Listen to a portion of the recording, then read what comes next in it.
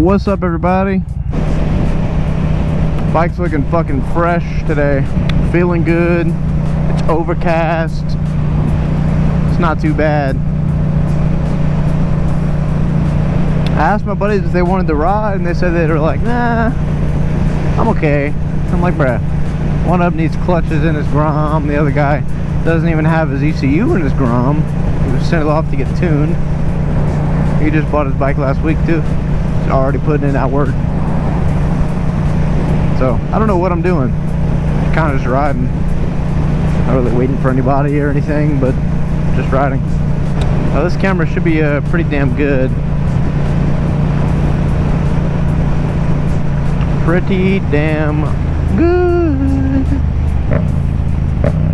This is what I usually record the shop videos with.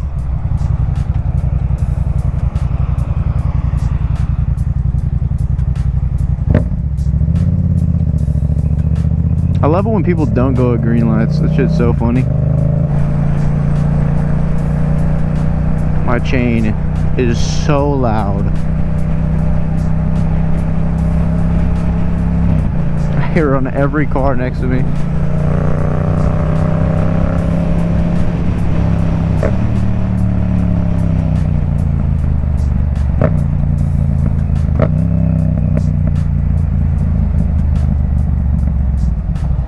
Help me get a new car for my birthday? Oh my god. Nobody cares. How about get a job? Buy your own car. This is what I've done. You know? I've just worked. That's why I don't make many videos. I just work. I work my ass off, and at 3:30 when I get off, I am tired as fuck. Dude, look at that fucking curved wheel. That wheel wobbling like a motherfucker. Help me get a new car for my birthday. I need a new car.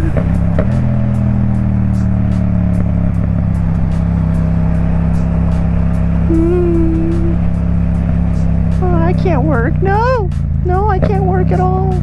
I need a new car, but I don't want to work for it. I really don't want to work for it, you know?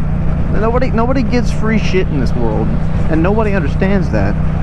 You have to work for everything you own. Just what I'm wearing right now. These gloves were fucking $60. This jacket was $130 or like 200 bucks. I don't really remember, but I mean, nothing's free. Nothing.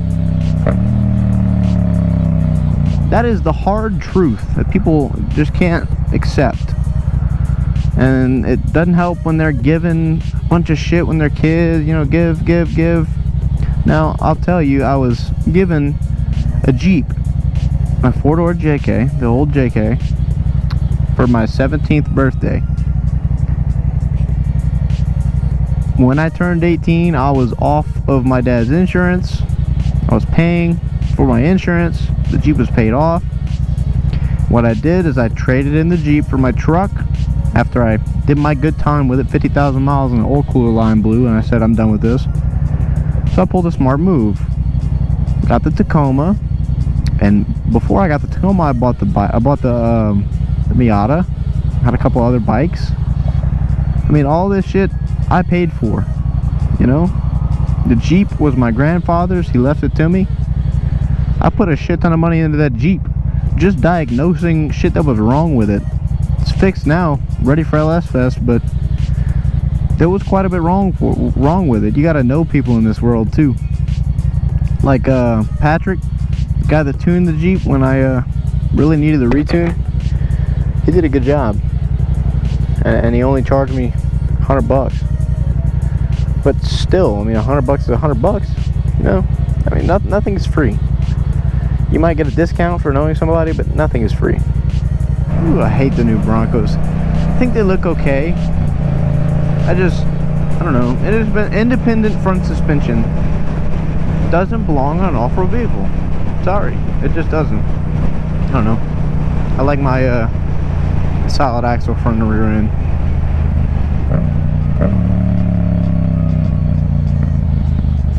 Way more aftermarket customizability too. It's been a long time since I've ridden this bike since I bought it. I'm still running on a My rear tire is showing wires, and my chain is super noisy. But, you know, I'm trying to save money to go to LS Fest right now, and I bought my ticket already. The Jeep's ready to go. I just want to make sure I can afford gas and hotels and all that. 10.5 hours.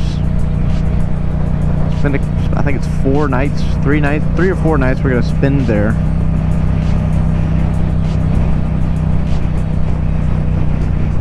It's gonna rack up some bucks, you know.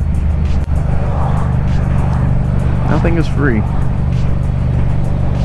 It's just how much do you want to spend? I mean, I may look cool and have all this cool stuff, but for the majority of the time, I'm working on that shit, and I'm getting it up to par. Like this bike, I needed to do the fork seals when I bought it.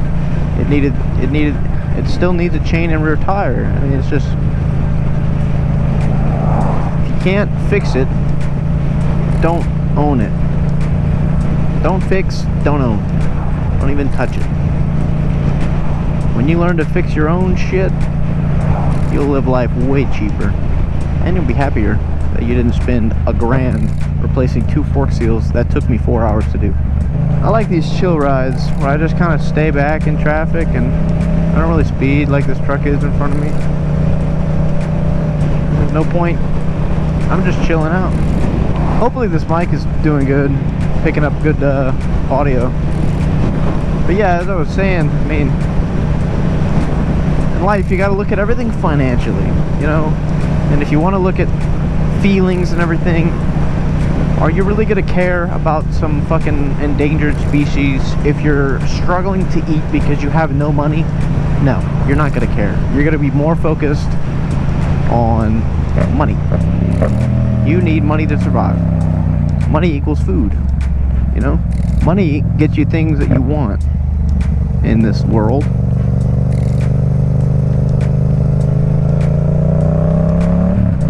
That's how a lot of people end up on the street. They think they can afford something, and you know, they go for it, they jump on it, or they try to make a business investment. They invest everything and it flops.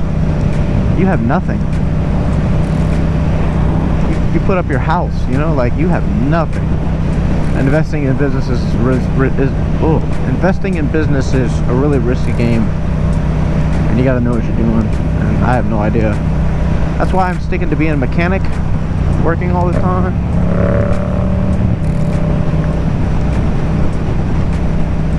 Being a mechanic and working, oh my god, everybody's trying to pull out in front of me, man. That's why I'm sticking to being a mechanic and working all the time. And I mean, I work every weekday. I mean, sometimes I show up to car meets and, you know, I'm still in my work clothes and they clown me because I'm filthy. I'm not afraid to get my hands dirty. A lot of people in this world are. There's something my dad taught me a while back. Basically, I would tell him a lot, like, oh, I don't know how to do that. Oh, I don't know how to do this. I don't know. I can't help you because I don't know. Well, he would make me help him. One time we were fixing mine and his dirt bikes, and I had to do clutches, and I was like, I don't know what to do. Like, at all. I really had zero idea what the hell I was doing with clutches, doing a clutch job. Whose bike?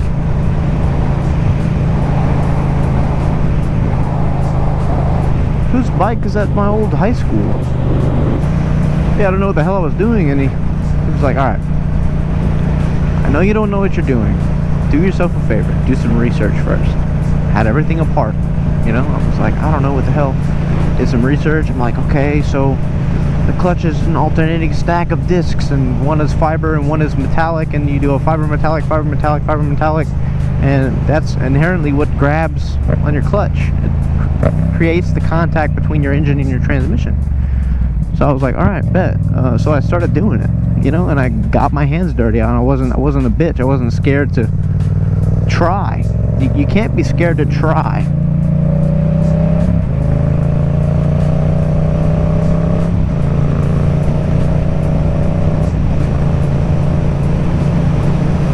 When you don't try is when you don't learn. when you try, you learn a lot, and you learn from mistakes, trial and error, research, everything. And everybody's like, oh, I trust you, you're the best. And I'm like, you need to trust yourself, you know?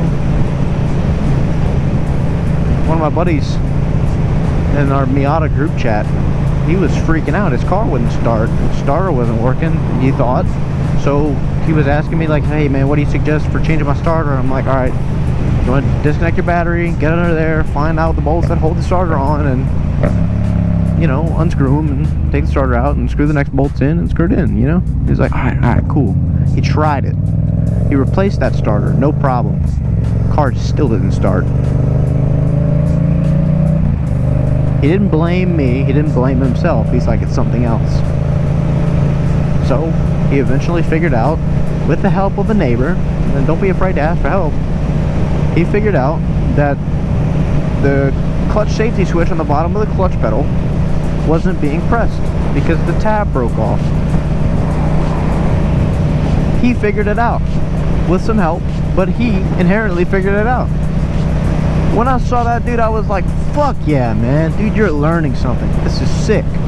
He started a Snapchat story called Mechanic Mode. Fucking sick. That's the kind of shit that I love. People aren't afraid to get their hands dirty, try something new, ask for help, make mistakes, and get it done. It is what it is. But now you know how to do it. You know?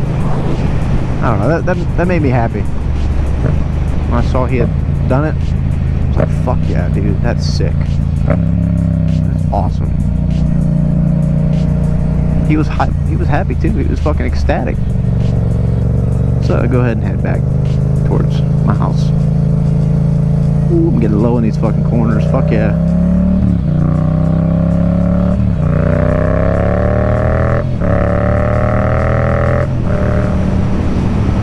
I miss this.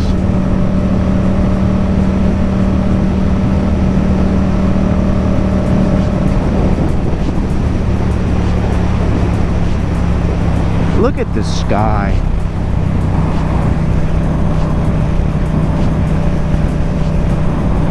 Look at the sky. Holy shit. What a nice day. What a nice day. But yeah, everybody, I know y'all don't like these kind of videos. Like, y'all like to hype up videos about, oh, LS Jeep's running, you know, blah blah blah, turboed my Miata. It's all fine and dandy, but I want to get on a real note with you guys sometimes. I want to try to push y'all to better y'all selves. Because everybody that seems jealous, I feel bad, you know? It's like, man, I can't be feeling bad. I earned everything, you know?